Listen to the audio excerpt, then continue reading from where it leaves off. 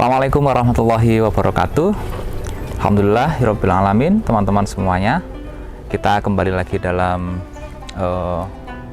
program bincang-bincang, kira-kira begitu. Program untuk menggali pengalaman, menggali cerita, menggali sesuatu yang bisa kita ambil hal-hal positif, inspiratif begitu ya, dari teman-teman alumni dan mahasiswa program studi pendidikan agama Islam Universitas Islam Indonesia. Hari ini kita kedatangan mahasiswa spesial cowok. Ya, kalau kriterianya teman-teman yang cewek mungkin bisa dikatakan ganteng begitu ya. Meskipun tentu saja kayaknya saya masih lebih ganteng gitu. Buktinya satu, saya sudah menikah, dia belum. Ada Mas Wahyu. Oke. Assalamualaikum Mas Wahyu. Waalaikumsalam Bapak. Mas Wahyu bisa nyapa-nyapa dulu nih ke teman-teman. Halo teman-teman semuanya, apa kabar hari ini? Oke. Mas Wahyu nama aslinya siapa? Nama lengkapnya? Nama saya Wahyu Dwi Yulianto. Wahyu Dwi Yulianto. Nah, kalau dilihat namanya ini Mas Wahyu kayaknya orang Jawa, ya toh? Iya, benar. Nah, biasanya kalau akhiran to itu orang Jawa biasanya. Iya, benar Bapak. Asli mana Mas Wahyu? Saya asli kelahiran Grobogan, Jawa Tengah, Bapak. Grobogan, Jawa Tengah. Iya. Oke, saya punya banyak teman tuh di Grobogan, Jawa Tengah. Purwodadi ya? Iya, benar. Purwodadi. Oke. Mas Wahyu usianya sekarang berapa? Untuk tahun ini 21, Pak. Ini ulang tahun di bulan ini? Agustus nanti. Agustus nanti? Iya. Tanggal berapa? Tanggal 6 Agustus. Oh, 6 Agustus. Oh, saya juga Agustus gitu ya. Berarti hampir barengan tuh ulang tahunnya. Oke, Mas Wahyu saat ini usianya 21 tahun, asli Grobogan, Jawa Tengah. Iya, benar. Oke. Mas Wahyu, dulu kalau semisal masa kecil jenengan gitu ya, dan sekarang kan hidup di Jogja ya, mungkin Mas Wahyu bisa cerita terlebih dahulu masa kecilnya, misal sekolahnya dulu di mana gitu. Coba. Saya tumbuh dan berkembang itu di salah satu kota yang berada di Jawa Tengah, Pak. Kalau boleh saya katakan, fasilitas dan infrastruktur yang berada di kota kelahiran saya itu masih di bawah rata-rata kota di Pulau Jawa pada umumnya. Kayak gitu. Karena ketika saya masih SD waktu itu, akses untuk menuju sekolah dasar yang berakreditasi unggul itu harus menempuh perjalanan sejauh 7 km. Dari rumah Mas Wahyu? Dari rumah ke sekolah? Ke sekolah 7 kilo?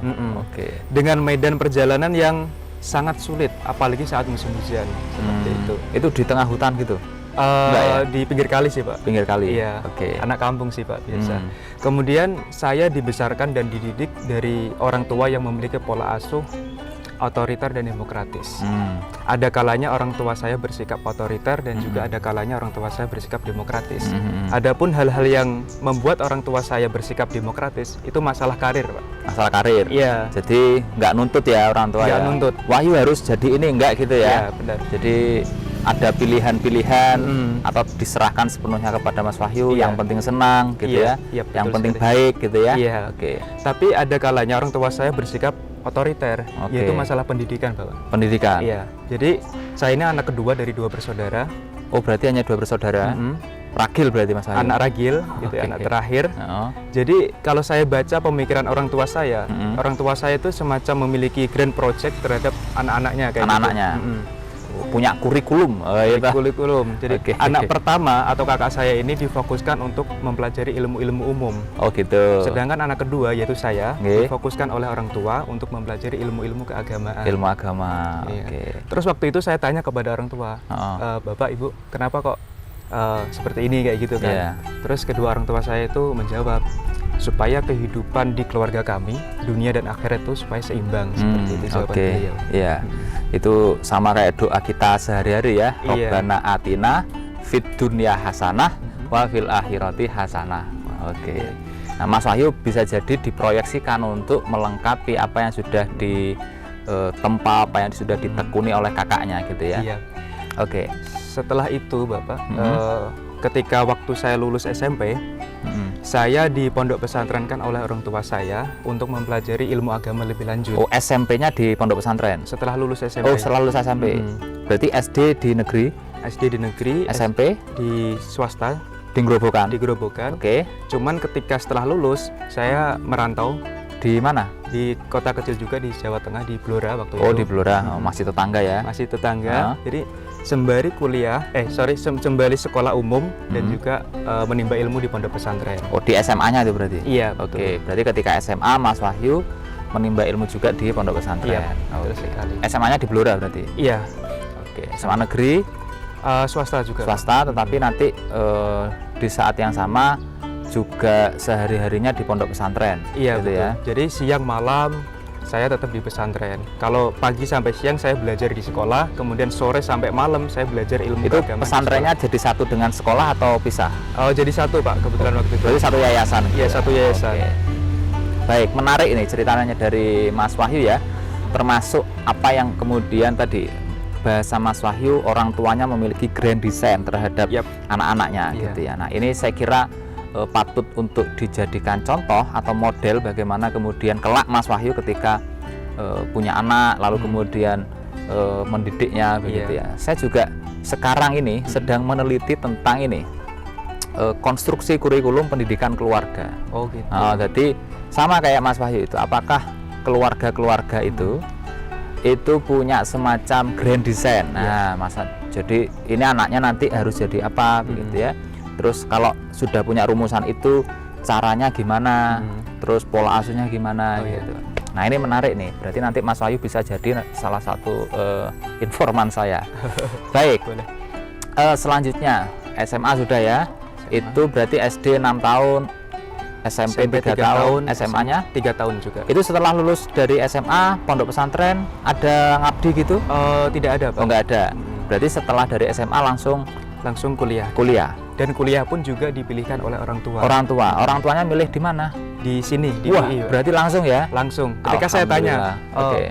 Bapak Ibu kenapa kok saya dikuliahkan di UI? Ternyata Bapak dan Ibu saya itu telah melakukan kayak mini riset kayak gitu Pak di Oke, internet, mencari oke. informasi universitas Yang? terbaik di Indonesia. Oke. Waktu itu UI mendapatkan predikat universitas swasta terbaik di Indonesia peringkat 1. Peringkat 1. Dan oleh karena itu membuat orang tua saya yakin mengkuliahkan saya di UI. di UI. Karena di UI itu kan memiliki fasilitas serta berbagai akses yang sangat mendukung untuk perkembangan potensi alamiah mahasiswa-mahasiswanya. Oke. Gitu.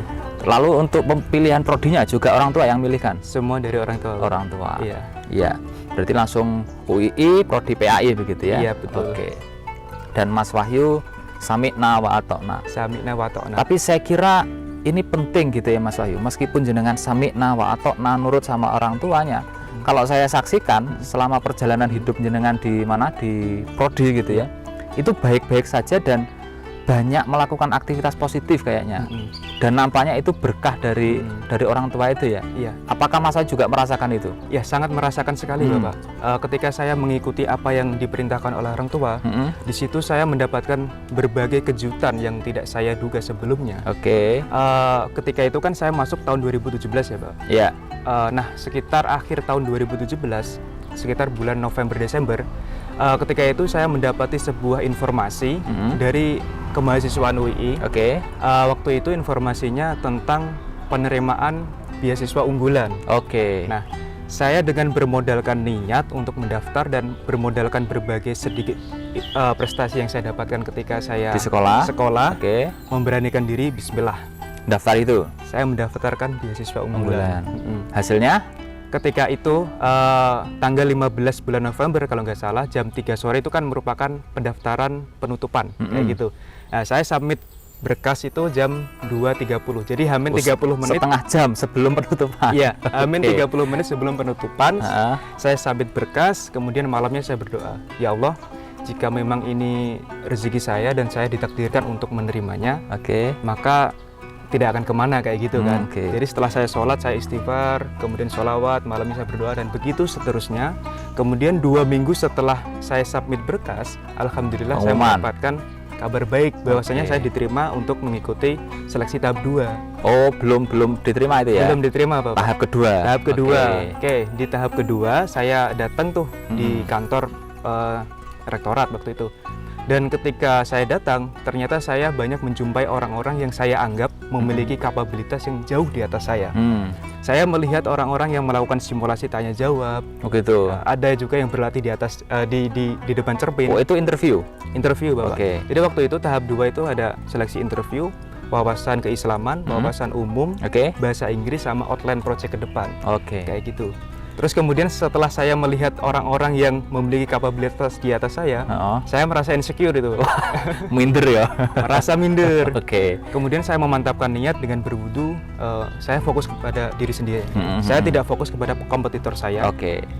Akhirnya saya mengikuti dan mendatangi semua prosesi wawancara, seleksi kedua itu, kemudian malamnya saya berdoa lagi, dan alhamdulillah 2 minggu kemudian saya mendapatkan pengumuman yang baik. Saya diterima 1 di antara 11 awardee lainnya. Oke. Alhamdulillah banget. Berarti Mas Wahyu ikut ini ya, Excellent Community itu? Iya, betul. Oke, ya. Jadi kalau teman-teman di UI itu ada semacam komunitas mahasiswa namanya Excellent Community. Itu mahasiswa yang dapat beasiswa unggulan ya, dari UI, dan beberapa teman-teman dari Prodi PAI juga banyak yang mendapatkan itu. Salah satunya Mas Wahyu ini. Iya. Alhamdulillah. Oke, ada cerita lain nggak setelah lagi, itu? Pak. Ada lagi, yaitu di tahun pertama saya mengikuti kegiatan pembelajaran di UI, terkhususnya di program studi pendidikan agama Islam. Waktu itu sekitar tahun 2018 ada sebuah informasi yang saya dapatkan di internet, yang mana kegiatan ini merupakan short exchange yang diadakan oleh salah satu NGO yang ada di Jakarta. Oke. Short exchange ya? Iya, short exchange kayak gitu, Pak. Acara itu diadakan di Asia Pacific University Kuala Lumpur, Malaysia. Oke. Saya dengan seperti yang di awal tadi memberanikan diri dan memantaskan diri untuk mengikuti program tersebut. Nekat ya? Nekat. Singkat cerita, saya mengikuti semua prosesi yang diadakan oleh NGO. Kemudian saya mendapatkan kabar bahwasanya saya lolos untuk mengikuti program tersebut. Oke. Waktu itu kegiatannya di mana? Di APU, Asia Pacific University, Malaysia. Malaysia? Iya. Oke. Berarti ketemu dengan berbagai mahasiswa dari luar negeri begitu ya? Itu conference? Short exchange, Pak. Short exchange? Iya. Jadi belajar apa saja Mas Wahyu di sana? Iya, belajar apa saja waktu itu. Enggak, maksudnya apa saja hal-hal yang dipelajari ketika mengikuti aktivitas itu? Oh iya, waktu itu saya belajar tentang 2 hal. Semuanya berkaitan dengan pendidikan. Yang pertama itu manajemen pendidikan, dan yang kedua leadership. Oke. Kita membuka informasi di internet tentang conferencealert.com waktu itu. Jadi kita kayak mencoba-coba iseng tuh daftar lagi, dan alhamdulillah abstrak kita keterima, Bapak. Oke. Namun yang menjadi permasalahan waktu itu kendala oleh teman saya. Jadi waktu itu saya dan teman saya itu memutuskan untuk tidak berangkat ke sana. Orang yang paling berprestasi di dunia ini bukanlah orang yang memiliki banyak piala di rumahnya. Oke. Bukan seseorang yang mendapatkan beasiswa lebih di antara hidupnya. Bukan seseorang yang sering memenangkan perlombaan. Oke. Namun menurut saya, orang yang paling berprestasi di dunia ini adalah orang yang di dalam hidupnya paling banyak menerima ucapan terima kasih. What does that meaning? Khairun nas anfa'uhum linnas. Oke. Nih, di garis bawahi, di bold ya, khairun nas anfa'uhum linnas.